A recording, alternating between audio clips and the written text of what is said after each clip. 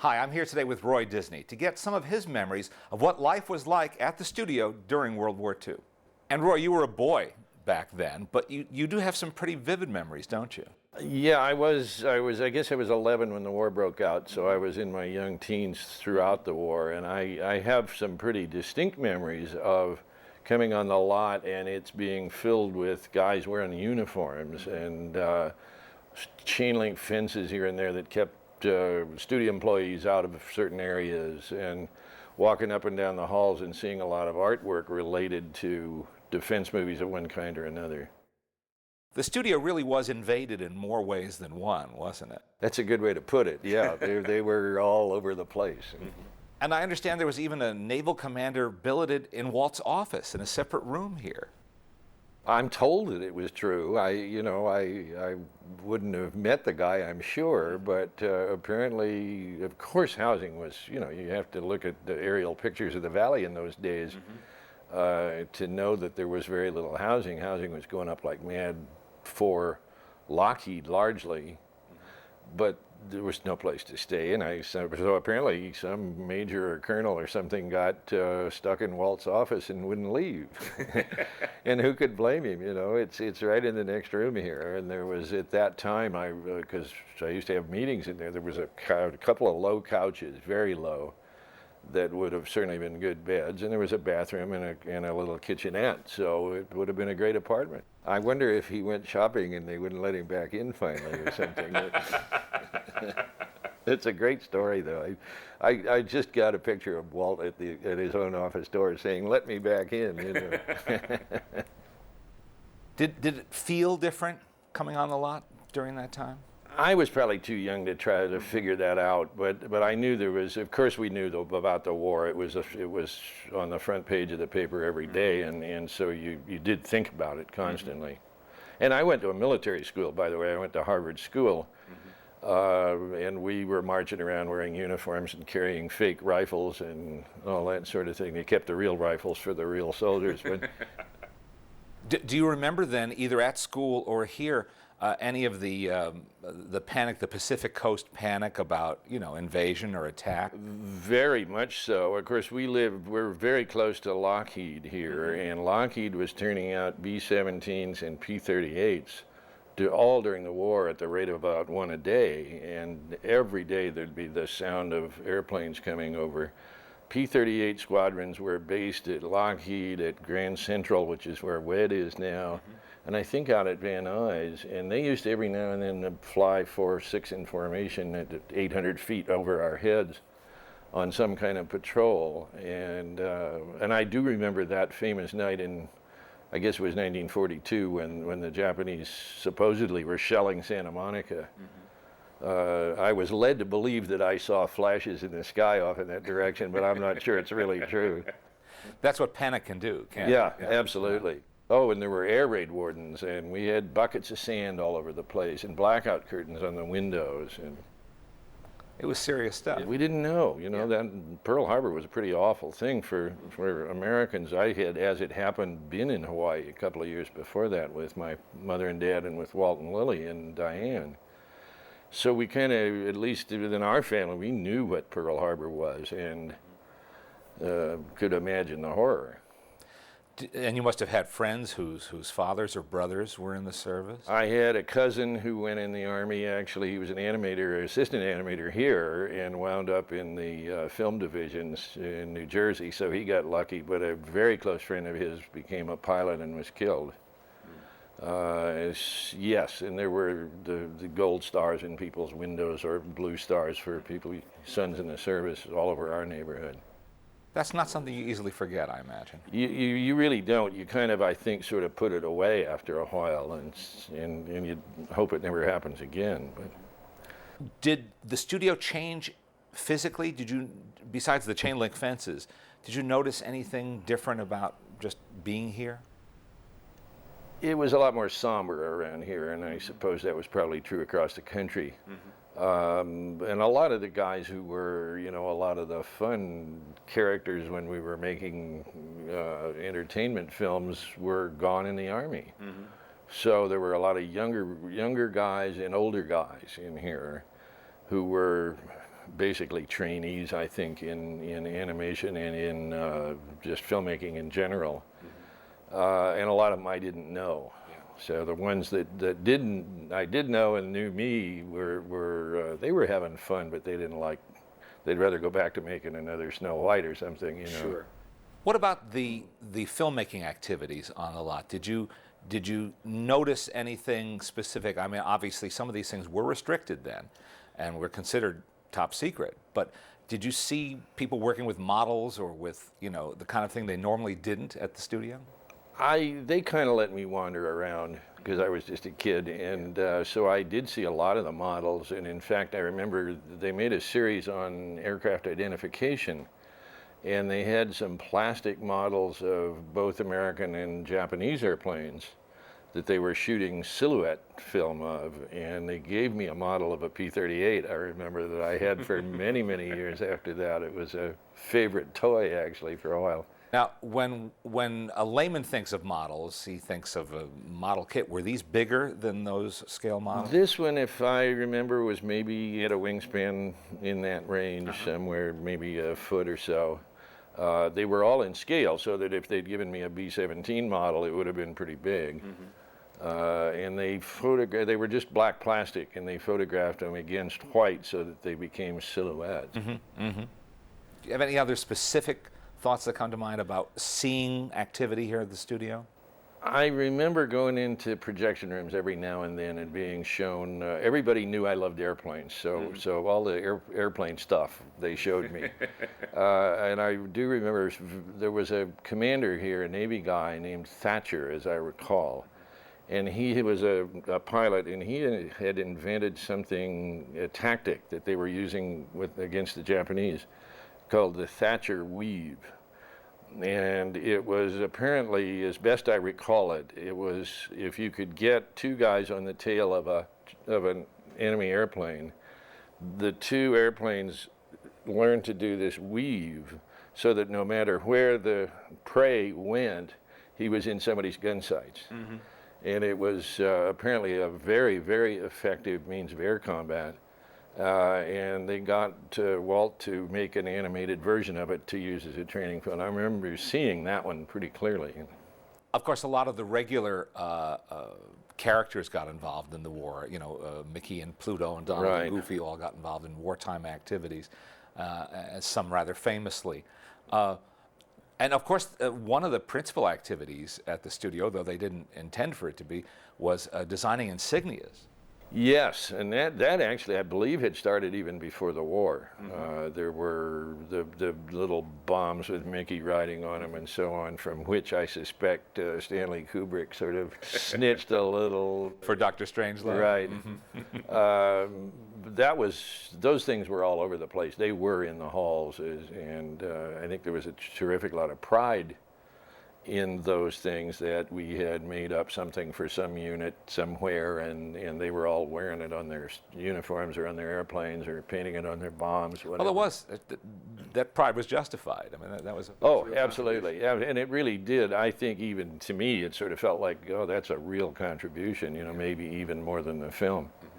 And of course there was Der Fuhrer's Face in that one in particular, and the other propaganda films. That Der Fuhrer's Face got to be quite a popular song, and it was a little bit of a license for young kids to go like people. You know. Well, it was all in the service. Yeah, it was a patriotic thing to do, yeah.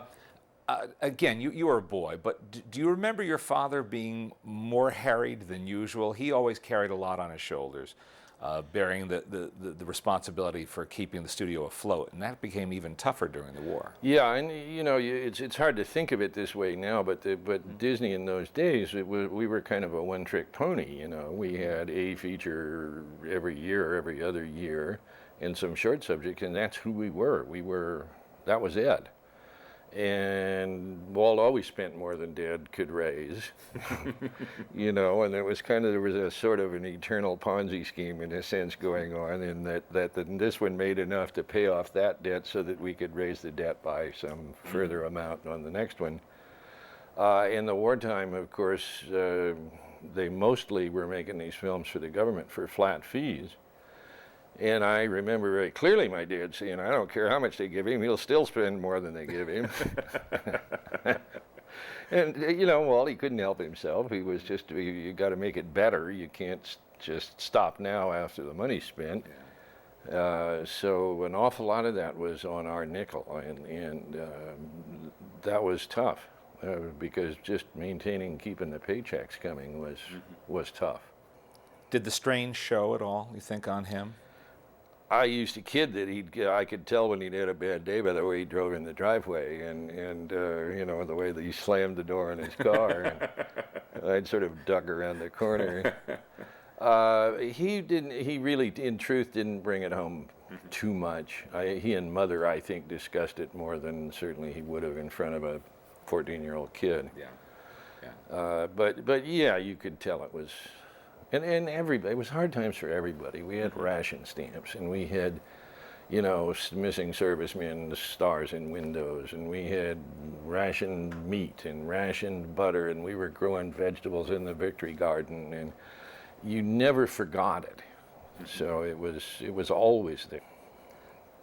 In retrospect now, having seen some of these films, are there certain ones, either features or shorts, that stand out in your mind? You mentioned De Fuhrer's face. That's one of them. That certainly is, in terms of short subject, because there's the clearest memory. Mm-hmm. I have some really clear memories about Victory Through Air Power, because we went as a family, Mother and Dad and me and Walt and Lily and Diane, all went to New York for the premiere of Victory Through Air Power. And this was, I guess, 1944, 45, thereabouts. And I remember having been on the set when Seversky was here and shooting the live action footage, because they used to bring me once in a while during shoots like that. Mm-hmm. And we all went, and we stayed in some hotel near where the theater was in New York. And of course, that was long before there was air conditioning, and it was summer, and all the windows were open. There was wide open windows in the 40th floor of a hotel with little kids in the room. Can you imagine somebody doing that today? But Diane and I got together, and there was a big pad of hotel stationery, and we got crayons out, and we started writing, go see Victory Through Air Power at the such and such theater, opens today, or something like that, and forming these into paper gliders and throwing them out the window. And we thought this was a brilliant publicity campaign, that airplanes were coming out of the sky, you know, advertising a movie about air power. Well, I've always wondered if anybody ever picked one of those things up. Well, I don't think it's such a far-fetched idea for today either. You might consider doing it again. Yeah, right. Cover the town. Do you remember Seversky at all? Only as a figure sitting up there in an easy chair, kind of on the set. He had a bad limp, and I think he liked to sit down quite a bit. But I shook hands with him. Yeah. Apparently, quite a colorful character. Quite a guy, yeah. And his achievements were pretty. And there were some great airplanes came out of his brain. He was a really, really brilliant aerodynamicist. Do you think the studio gained anything ultimately from its wartime experience when peace returned and everybody went through I'm sure the very difficult process of returning to whatever normal was? Do you think that there was something the studio carried along with it from those wartime years? Gosh, it's hard to say. It was I think probably in the end kind of a bitter memory, because we had to stop doing what we were best at and do things that had to be done. Mm-hmm. And I'm sure everybody had as much fun as you could have doing them, but nonetheless, not really fun. And a lot of the personalities that were a part of the early days had gone off and served their country for some time, so there was kind of a homecoming when they came back, and that was good. But it took a long time to get back to normal, because there were no pictures in the pipeline. We did those anthology films, Make Mine Music and Melody Time, and of course Saludos Amigos and Three Caballeros were made sort of towards the end of the war. And none of them really did a lot of business. And RKO, who is still our distributor then, kind of said, enough with these anthology films. And getting something up and running that was really decent. Really, it was 1951 when Cinderella came out that we finally got back on track.